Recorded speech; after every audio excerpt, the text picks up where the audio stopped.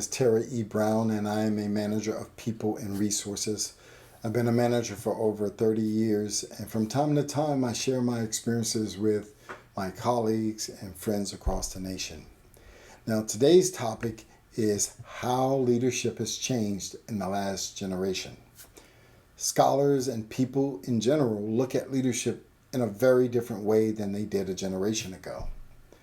Leadership was seen as something that was straightforward, done by the book, and could easily be learned, right? But leadership today is a little bit more complicated. In today's class, we focus on what we call contingency or situational theories of leadership. These were state-of-the-art theories in the 1960s and the 70s that maintained that leadership had to fit their particular style of leadership to the needs of the situation. For example, task-oriented leaders performed best in situations that were extreme, very easy, or very difficult situations. People-oriented leaders did best in the in-between situations.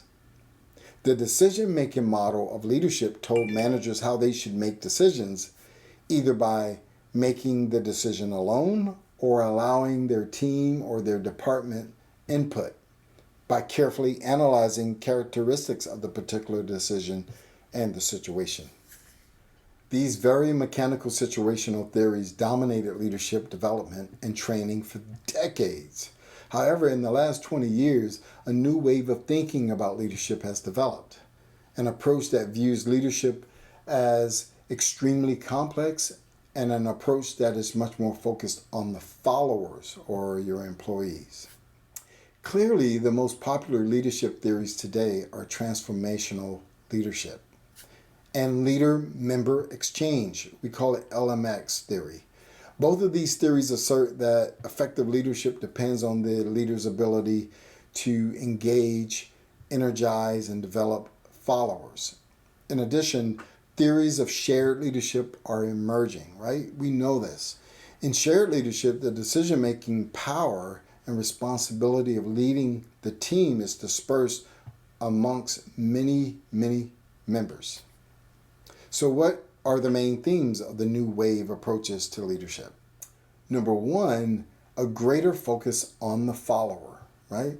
The successful leader is able to engage and motivate followers, right?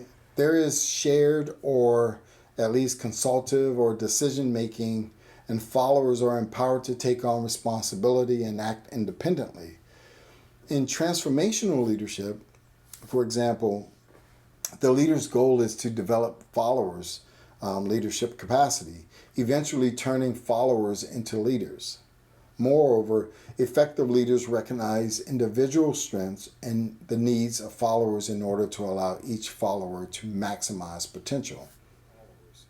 Number two, decision-making or empowered followers. Often speed of action is critical here. So followers need to be empowered to act without direction from their leader. In today's knowledge-based world, the leader cannot hope to lead alone. In all likelihood, followers have more accumulated knowledge about the team or their organization's purpose than does the leader. So it makes sense to share the responsibility. Number three, recognition of the complexity of leadership. The increasing interconnected and international world of the 21st century, the ever-evolving technology, and the consistently changing environment means that this is not your father's or your mother's world. Management, and note that we now routinely call it leadership, was straightforward, or it was a straightforward endeavor, as suggested by the contingency theories. Simply analyze the situation and move forward.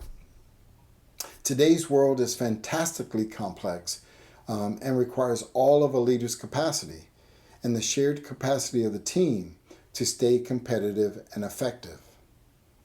Leaders must constantly engage followers, analyze complex situations, delegate, monitor, and motivate. It's a difficult job, but staying competitive requires this new form of leadership. So I thank you for joining me tonight. Remember, The power is already invested in you. You just got to give it and share it. All right? Thanks, everyone. Take care.